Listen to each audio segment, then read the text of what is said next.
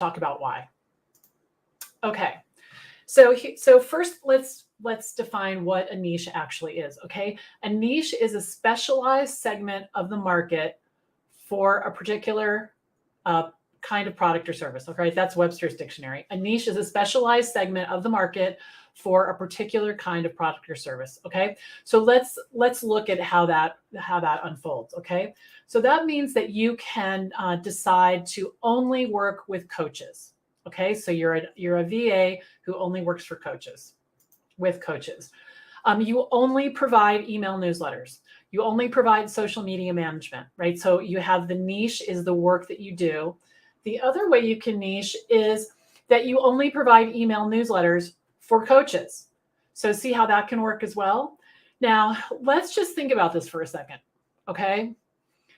You're just starting out, and unless you have a lot of connections and experience in one industry, it's going to be really hard to find people that you know that need this kind of work, right? So I want to give you an example. So let's say that I've decided that I think it would be really fun to work with wedding planners. I think weddings are fabulous. I love working with brides. I think this is really great. But the problem is I don't know any wedding planners. So you can see how difficult it's going to be to go out to find wedding planners, to build a relationship with them, to have them understand that I can support them. That could take a lot of time, right? And for a lot of us, we want to get out there right now and we want to start making money. So what I would suggest is that you start out offering general administrative services or graphical services or technical services or a mixture of all three to small business owners or entrepreneurs. You can see by casting a broader net, you're going to be able to offer your services to many more people. Now, so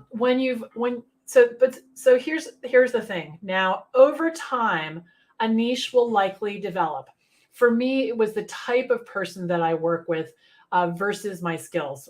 I'm more of a generalist. I like variety. I like being able to learn new things and figure a lot of different things out. So that's worked really well for me.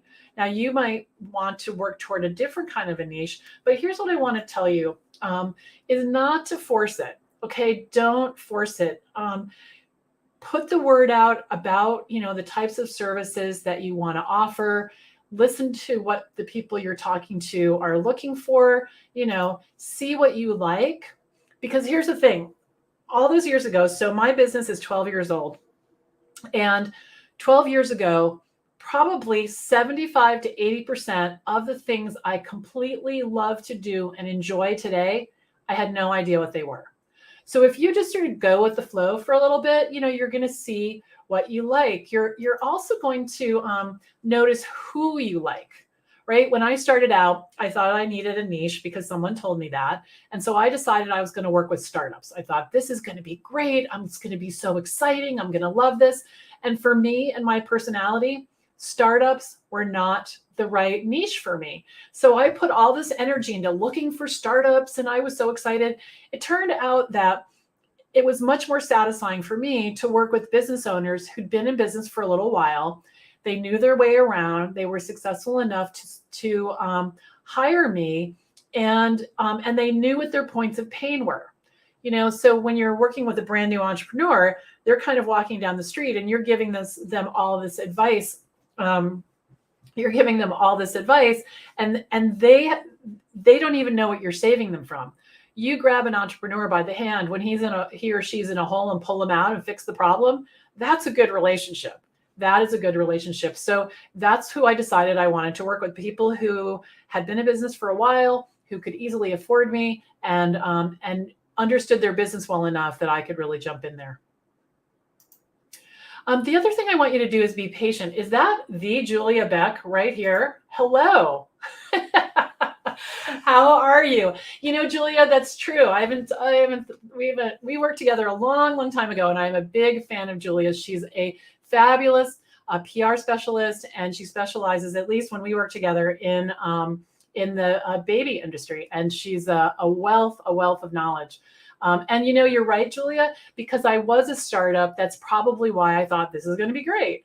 But that wasn't the case at all. So let's see. I would love to connect with you. I'm going to reach out to you. This is great. Yeah, so startups are who I have more experience with. Someone is saying, going through it myself. Yes. So here's how I want you to think about this. I want you to think about yourself as your own first client.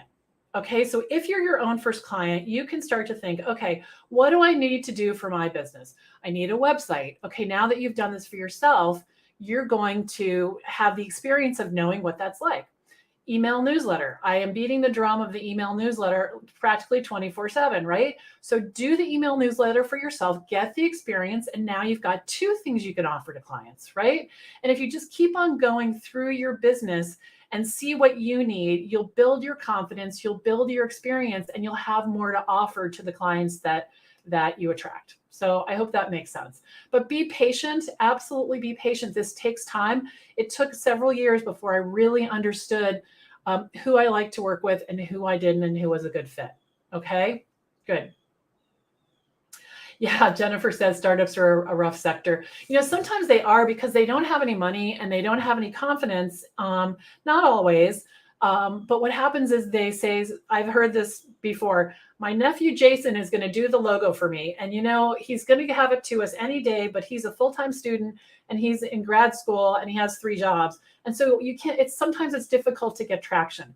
Now I have worked with startups who, when the client was a serial entrepreneur, meaning they were starting business after business after business, and they knew what they needed and they hit the ground running, and we were able to get some work done. So that was really nice. That was really nice. Hello, Gail. Hello, hello, hello. It's nice to see you again.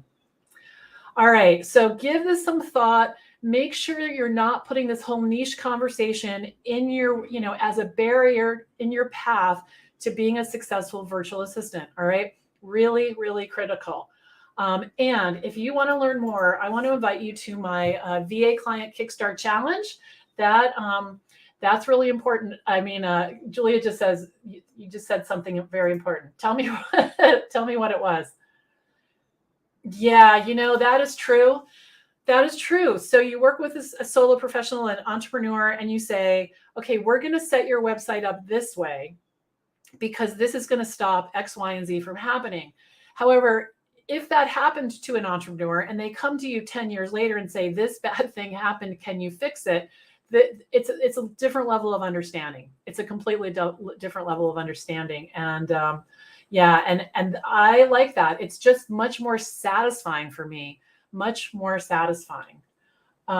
Okay, so someone says, I've done the Kickstart challenge with you a couple weeks ago, and it's excellent. I am still joining you for as much as I can. Well, hey, join the Kickstart challenge again. So let me tell you what this is, guys. So for 5 action-packed days, we're going to come together, and I'm going to teach you exactly what you need to have a steady stream of clients in your business, okay? 5 days free. You can sign up right here at vachallenge.info. We're going to go into detail about the services that you offer, how to talk about your work so you can create a referral engine. We're going to talk about where the clients are. People ask me, how do you find your clients? I don't. I developed a system so that they find me. Much more satisfying. On Thursday, we're going to talk about all the systems you need in your business to be successful. And I'm going to open doors to VA School, my signature 6-month program on how to run a successful virtual assistant business. So I would love to have you check that out. On Friday, we're going to have an epic Q&A session and get all your questions answered. So please sign up. Please join me. And we're going to have a lot of fun. There's prizes, there's surprises, there's, all kinds of things. So come on down and join me. Okay, you guys, thanks for joining me. We have the RocketGirl Show every week at this time. So put it on your calendar, and I look forward to seeing you again. Thanks. Bye for now.